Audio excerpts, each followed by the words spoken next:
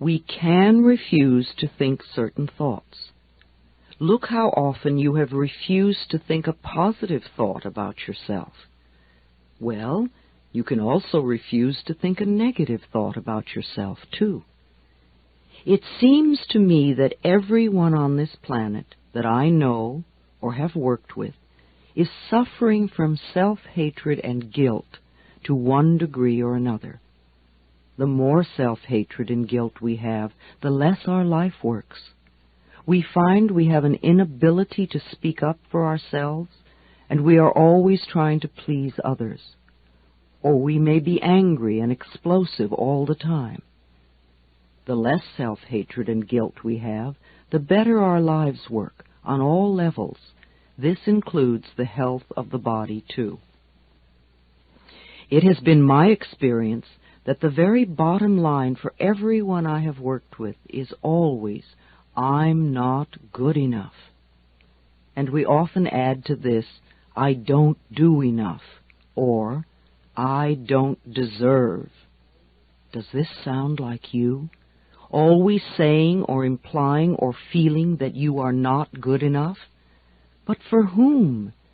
And according to whose standards? Now, if these negative beliefs are very strong in you, then how can you possibly create a loving, joyous, prosperous, healthy life? Somehow your subconscious beliefs would always be contradicting these objectives and making sure you do not obtain your goals. I find that resentment, criticism, guilt, and fear cause more problems in our bodies and in our experiences than anything else. These feelings come from blaming others and not taking responsibility for our own lives. You see, if we are all 100% responsible for everything in our lives, then there is no one to blame. Whatever is happening out there is only a mirror of our own inner thinking. I am not condoning other people's poor behavior, but we must realize it is our beliefs that attract to us people that will treat us that way. If you find yourself saying, everyone always does such and such to me, criticizes me, ignores me, takes advantage of me, or abuses me, then this is your pattern. There is some thought in you that attracts this behavior. On some internal level, you believe you deserve to be treated this way, or you treat other people this way, and it is just coming back to you. Whatever we give out, mental, physical, or verbal, will come back to us. When we no longer think or behave this way, the other people will change their behavior, or they will go and do that to someone else who believes they deserve it. You will no longer be attracting the experiences you say you do not want. Whether we want to change a life experience or a physical problem, the place to begin is to say so.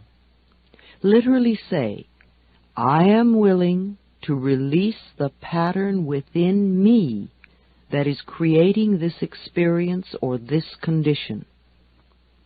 You can say this to yourself over and over every time you think of your illness. Say this with me now. I am willing to release the pattern in me that has created this condition. The minute you say this affirmation, you are stepping out of the victim role. You are no longer helpless. You are acknowledging your own power. You are saying, I may not understand it, but somehow I am beginning to understand that I contributed to creating this problem, and now I take my own power back, and I am releasing it and letting it go. What a powerful statement to have your subconscious mind supporting. As I said, resentment of others, Criticism of ourselves, guilt over the past, and fear of the future are the most damaging mental thought patterns we can have. This kind of internal dialogue creates and maintains dis-ease in the body. These thoughts can destroy the body. Fear can contribute to baldness, ulcers, colon problems, and even painful feet, among other things. Criticism, as a permanent habit, can often lead to arthritis in the body. Resentment, long held, eats away at the body and becomes the dis-ease we call cancer. Guilt always looks for punishment and creates pain. Fear comes from not trusting the process of life to be there for us. You know, the most precious thing in our life is our breath.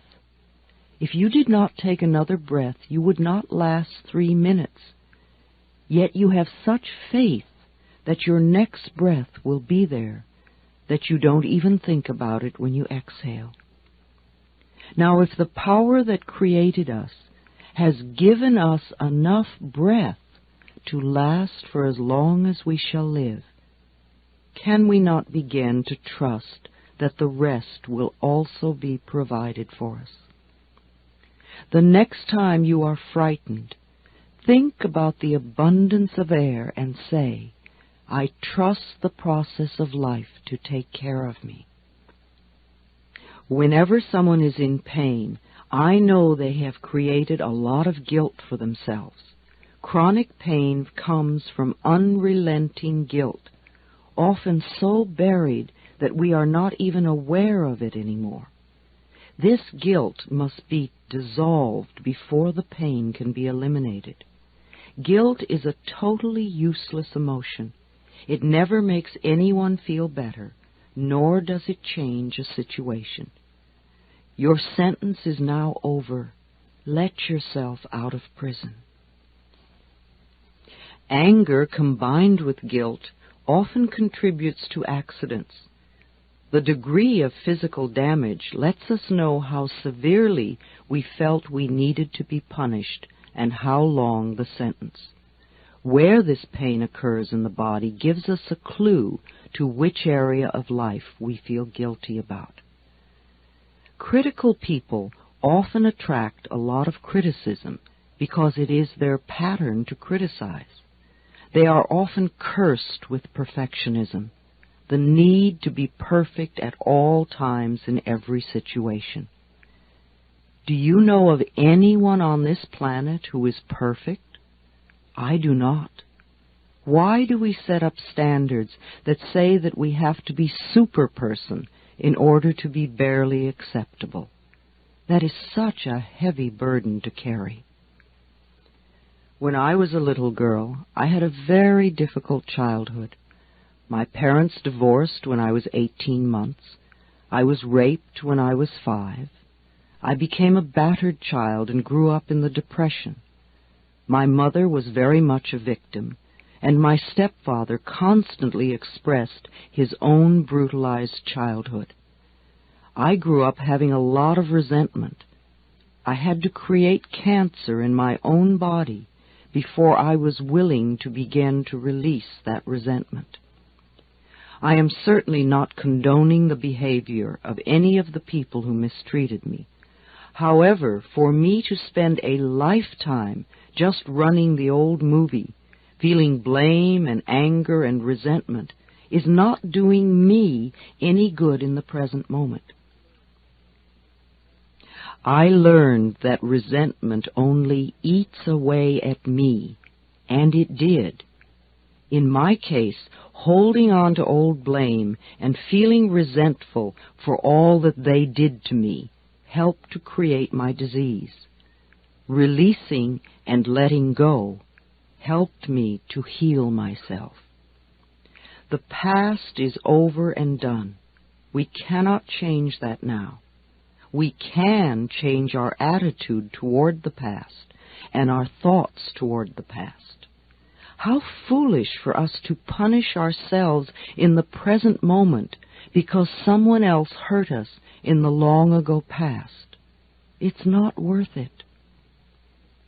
I often say to people who have deep resentment patterns, please begin to dissolve the resentment now when it is relatively easy.